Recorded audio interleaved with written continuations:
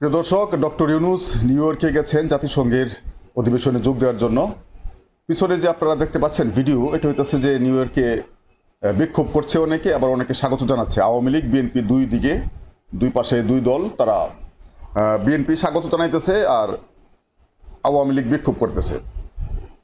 বিএনপির স্লোগান হইতেছে যে পালাইছে রে পালাইছে, শেখ হাসিনা পালাইছে। ওদিকে আবার আওয়ামী লীগ যারা আছে তারা বিক্ষোভ করতেছে, সে ডক্টর ইউনূসের সরকারকে অবৈধ ঘোষণা তারা করতেছে। তাদের স্লোগানগুলো হচ্ছে এরকম: দিয়েছি তো রক্ত, আরও দিব রক্ত। মানে রক্তটা খুব সস্তা একটা জিনিস, রক্ত দিতে পারলে মনে হয় বাঁচে। এটা নিয়ে তারা খুব বিপদে আছে, রক্ত নেওয়া। রক্তটা দিতে পারলে মনে হয় বাঁচে, এরকম একটা অবস্থা। ডক্টর ইউনূসের সরকারকে বলতেছে যে এটা অবৈধ সরকার। ডক্টর ইউনূসের অবৈধ সরকার তারা মানে না। তো আসলে বৈধ অবৈধ বোঝার ক্ষমতা তাদের আছে কিনা, এটা হচ্ছে আমার প্রশ্ন। 2014 নির্বাচনের পরে শেখ হাসিনা কি বৈধ ছিল কিনা, এই প্রশ্ন আসলে আপনাদের কাছে করে লাভ নাই, কারণ আপনাদের তো সেই সেন্সার নাই। আপনাদের কাছে কথা বললে আর কি হবে? সুতরাং ডক্টর ইউনূসকে আপনারা অবৈধ বলতেছেন। জনগণ যখন তাকে বসাইছে ক্ষমতায়, ছাত্র জনতা, তারপরে তাদের ইচ্ছার প্রতিফলন হয়েছে ডক্টর ইউনূস সরকার। তো ডক্টর ইউনূসকে আপনারা বলতেছেন অবৈধ।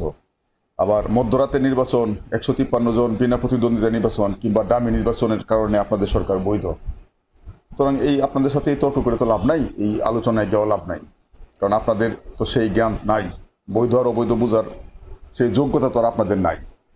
আপনারা ডক্টর ইউনূসের সম্বন্ধে এ ধরনের কথাবার্তা ছড়াইতেছেন। ডক্টর ইউনূসের নিউ ইয়র্ক যাওয়ার আগে কয়েকদিন আগে একটা সংবাদ আমরা শুনছিলাম যে 7 জনকে নিয়ে তিনি যাচ্ছেন নিউ ইয়র্কে, পিকনিক বন্ধ, যেটা শেখ হাসিনা আগে করতো আর কি, যে দলবল নিয়ে যাইতো। তো তারা নিউজ করছে যে পিকনিক বন্ধ। আপনারা কোথায় নিউজ পাইলেন যে 7 জন নিয়ে ডক্টর ইউনূস যেতেছেন?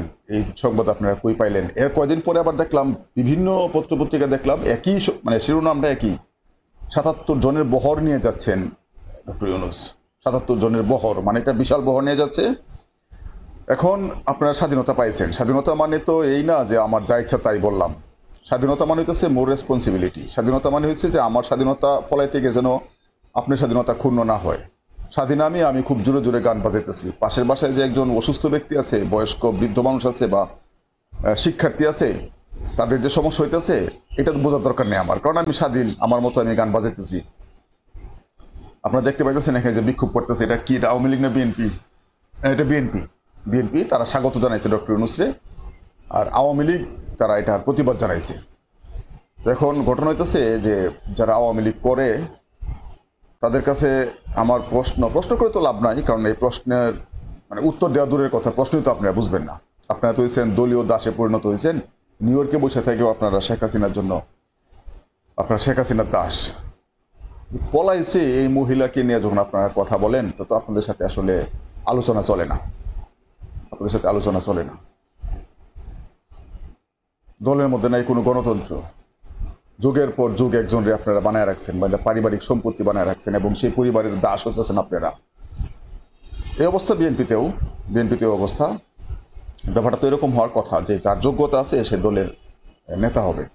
আচ্ছা, ডক্টর ইউনূসের কথায় ফিরে আসি। ডক্টর ইউনূস তারপরে সর্বশেষ যেটা খবর, সেটা 57 জনকে নিয়ে তিনি গেছেন। তো এখন ব্যাপারটা তো এরকম না যে তিনি হাজিরা দেবার গেছেন, এক লাগে হাজিরা দিয়ে চলে আসবেন, এরকম তো না। তিনি যাবেন, তার সাথে বাণিজ্য প্রতিনিধি দল থাকবে, কূটনৈতিক কিছু লোকজন থাকবেন, আলাপ আলোচনা হবে দ্বিপাক্ষিক অনেক বিষয়ে। সুতরাং যতটা সম্ভব মিনিমাইজ করা হয়েছে। 57 জনের নিচে তো নেওয়া সম্ভব না। যেখানে শেখ হাসিনা 377 জনের দলবল নিয়ে পিকনিক করতে যাইতেন, তো সেখানে 77 জন নিয়ে গেছেন ডক্টর ইউনূস। এটা খুব বেশি নিয়ে গেছেন, সেটা তো বলার কোনো সুযোগ নাই, বরং একদম যাদেরকে না নিলই নয় তাদেরকে তিনি নিছেন। আর পত্রপত্রিকাগুলো নিউজ করার সময় একটু চিন্তা ভাবনা করে নিউজ করাটা মনে উচিত। আগে কিছু লিখতে পারতেন না, আর এখন সুযোগ পায় যদি এরকম করেন যে যা ইচ্ছা তাই লিখবেন, তাহলে তো বিপদ। স্বাধীনতা যদি আপনি এভাবে মিস ইউজ করেন তাহলে তো মুশকিল। তো এই হলো অবস্থা। এখন পর্যন্ত যারা দেখা যাইতেছে পিছনের আন্দোলন করতেছে, তারা সবাই দেখা যায় যে বিএনপির লোকেই। অত পরে আওয়ামী লীগের এটা বলে পরে হবে। আমি ভিডিওটা আগে একবার দেখছিলাম, পরে আবার ছাড়লাম এখন। তো ডক্টর ইউনূস গেছেন এখানে, তার সাথে জাতিসংঘের সাইড লাইনে বাইডেন মানে বৈঠক করবেন, যেটা কিনা বিরল ঘটনা। এরকম ঘটনা ঘটে নাই। জাতিসংঘের অধিবেশনে গেলে মার্কিন প্রেসিডেন্ট সাইড লাইনে কারোর সাথে সাধারণত বৈঠক করেন না। ব্যতিক্রম হইতেছেন ডক্টর ইউনূস, এবং আজকে এই বৈঠক হওয়ার কথা। দ্বিতীয় কথা হইতেছে, জাতিসংঘের সদর দপ্তরে সবার আগে বাংলাদেশের পতাকাটা উড়ানো হয়েছে।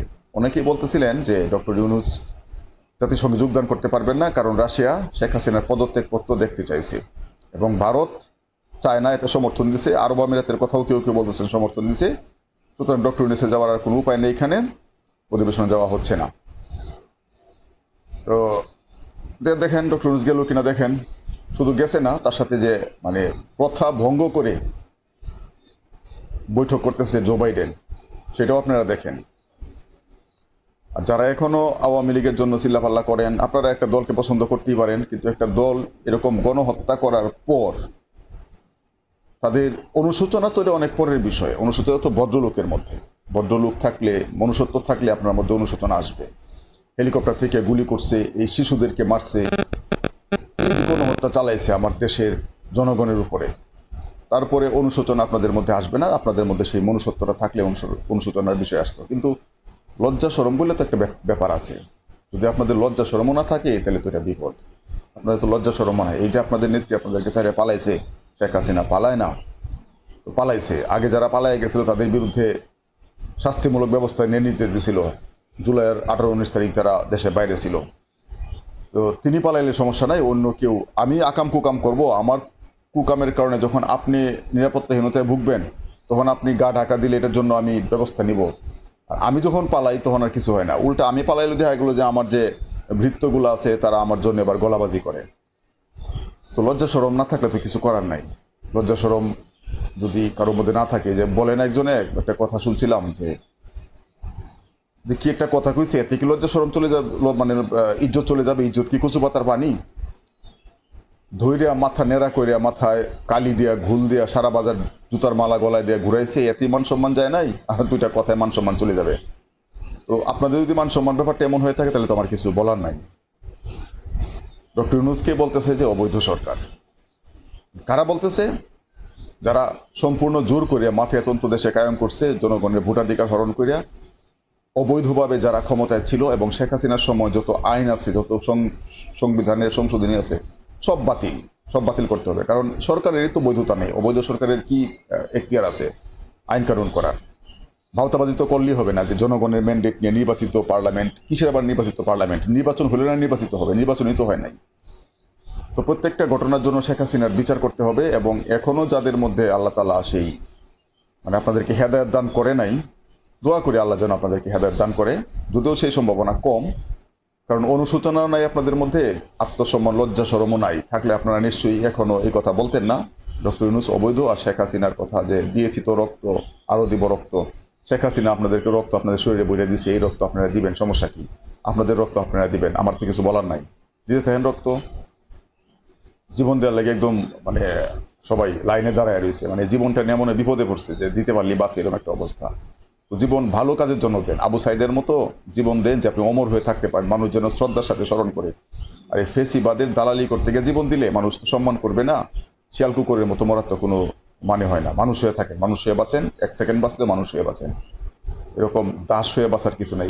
এই কয়টা মনে হইতেছে, এগুলো মনে হইতেছে আওয়ামী লীগের নাকি হইতেছে, মনে হয় আওয়ামী লীগের না বিএনপি, বুঝতে পারতেছি না। ভলিউমটা মিউট করে রাখছি, এ কারণে বুঝতে পারতেছি না। যাই হোক, জাতিসংঘের সামনে এই নাটক হইতেছে এখন, মানে আওয়ামী লীগ নাটক করতেছে। আর এখানে আপনারা দেখেন যে আপনারা যা ইচ্ছা তাই বলতে পারেন। এখন যে জিনিসটা যখন ফেসিবাদী হাসিনা ক্ষমতায় ছিল, কেউ কোনো কথা বলতে পারতো না। একটা কথা বলার আগে 100 বার চিন্তা করা লাগছে। কথা বলতে গেলেও ভয়, ফেসবুকে একটা পোস্ট দিলেও আবার ডিলিট করে দেওয়া, বা দেওয়ার আগেও 5 বার চিন্তা করতে হয় যে দিব আবার কোন বিপদে পড়ি। ফেসবুকে পোস্ট দেওয়ার কারণে বহুত লোককে আয়না করে বন্দি রাখা হয়েছে, অনেক লোককে। আর এখন দেখেন আওয়ামী লীগের লোকজন এখন ফেসবুকে যা ইচ্ছা তাই লিখতেছে, যা ইচ্ছা তাই লিখতেছে। তো এতে বোঝা যায় যে ফেসিবাদী যে শেখ হাসিনা যে ফেসিবাদী ছিল এটা বোঝা যায়। তবে এটা মনে করার কোনো কারণ নাই যে যা ইচ্ছা তাই লিখবেন, দেশকে অশান্ত করবেন, আপনাদেরকে ছেড়ে দেওয়া হবে, এটা মনে করার কোনো কারণ নাই। হয়তো বা এই মুহূর্তে পুলিশ বাহিনীতে একটু আস্থার সংকট দেখে হয়তো আপনারা সুযোগটা নিতেছেন।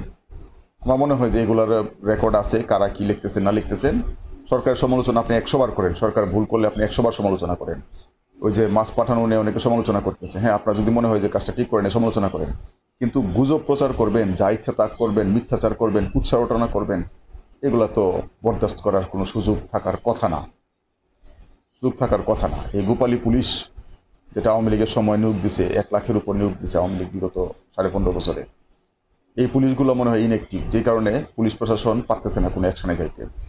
কাকরাইলে গত পরশু দিন, গত রোববারের ঘটনা, আজকে মঙ্গলবার, হ্যাঁ রোববারের ঘটনা, 150-200 অডিটর বিক্ষোভ করতেছে। এখানে পুলিশের একজন ঊর্ধ্বতন কর্মকর্তা, তিনি একজন উপকমিশনার মোহাম্মদ ইসরাইল হাওলাদার, তিনি অ্যাকশনে গেলেন। তিনি প্রথমে অনুরোধ করলেন যে আপনারা সাইডে দাঁড়ান, রাস্তা যান চলাচলে সমস্যা সৃষ্টি করবেন না, কিন্তু তারা মানুষের ভোগান্তি 3 ঘন্টা রাস্তা আটকে রাখছে। তখন উনি নিজে ওদেরকে সরাইতে গেলেন এবং অ্যাকশনে যাওয়ার জন্য পুলিশকে বললেন। পুলিশ নাকি রাস্তা ফুটপাতে দাঁড়ায় তারা আইসক্রিম খাইতেছে। তো এই কারণে হয়তো আপনারা মনে করতেছেন যে যা ইচ্ছা তাই করবেন, না, এটা তো বোধ হয় বেশি দিন পারবেন না। বিএনপির মধ্যেও 2টা দল দেখতেছি, একটা দল ডক্টর ইউনূসকে সময় দেওয়ার পক্ষে এবং তার পূর্ণ সমর্থন আছে, আর আরেকটা দল আছে যে হ্যাঁ যৌক্তিক সময় আমরা দিব, কিন্তু কবে নির্বাচন দিবেন, কবে নির্বাচন দিবেন। আরে ভাই, যে জঞ্জাল করে থয়ে গেছে, দেশের যে ম্যাসাকার করে গেছে, এটা ঠিক কবে হবে, এটা কি আমি এই মুহূর্তে বলতে পারবো? সময় দিতে হবে না? আগে তো পুলিশ বাহিনীর সংস্কার করতে হবে এবং খুব দ্রুত পুলিশে নিয়োগ দিতে হবে। কারণ যদি আপনি দেশকে কন্ট্রোল করতে না পারেন, আগে আইন শৃঙ্খলা পরিস্থিতি নিয়ন্ত্রণ করতে না পারেন, তাহলে তো সংস্কার করতে পারবেন না। সংবিধান নিয়ে অনেক কথা বলছি, আর এই ভিডিওতে সংবিধান নিয়ে কথা বলতে আরো অনেক বড় হয়ে যাবে। এখন যে ধরনের কথাটা বলা হয় যে বিক্ষোভ করতেছিল, এটার জন্য আসলে ভাবলাম যে 2টা কথা বলা উচিত। এই যে এখনো যে নির্লজ্জ বেহায় কিছু আছে, তারা এখনো, আরে বেটারা তোরা আমেরিকা থাকিস, তোদের দরকারটা কি এই ফেসিবাদের জন্য, এই পলাতক হাসিনার জন্য, যে কিনা দেশ থেকে চোরের মতো পালাইছে, তার জন্য তোদের কথা বলার দরকারটা কি? তোর কি আত্মসম্মান বোধটা নাই? আর আওয়ামী লীগ করলে তো কোনো সমস্যা থাকার কথা না, কিন্তু এই আওয়ামী লীগ তো নয়, তো হাসিনা লীগ। আওয়ামী লীগ কি কেউ সভাপতি হওয়ার যোগ্যতা রাখে? শেখ হাসিনা ট্রেন্ড আপ করতেছিল ইন্ডিয়াতে রাইখে, নয়াদিল্লিতে তার মেয়েরে র দ্বারা ট্রেন্ড আপ করতেছিল। সে নিজেও র দ্বারা ট্রেন্ড আপ হয়েছে, শেখ মুজিবরে মারার পরে সে ভারতে ছিল, হেনে র তারে ট্রেন আপ করছে। এখন তার মেয়েরে দিব, যে মেয়ে কোনোদিন কিনা আওয়ামী লীগ করে নাই, সে এসে আওয়ামী লীগের সভানেত্রী হয়ে যাবে। তোরা তো সারাদিন লাফাবি ছাগলের 3 নাম্বার বাচ্চার মতো। জামাতের সমালোচনা করিস, জামাতে তো একজন যোগ্যতা থাকলে সে আমির হওয়ার যোগ্যতা রাখে। বর্তমানে যে আমির আছে ডাক্তার শফিকুর রহমান, তিনি বামপন্থী রাজনীতি করতেন, তিনি এখানে আসছেন, এসে তিনি এটার আমির হয়েছেন।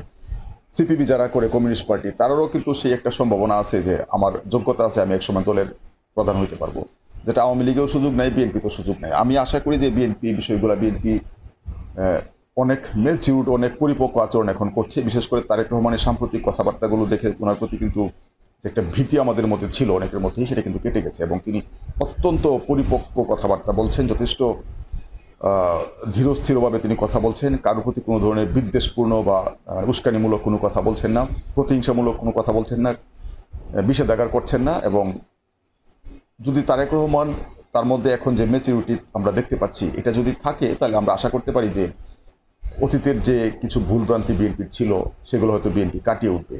আর আওয়ামী লীগ দলটাও পুনর্গঠিত হবে, আমরা এটা আশা করি।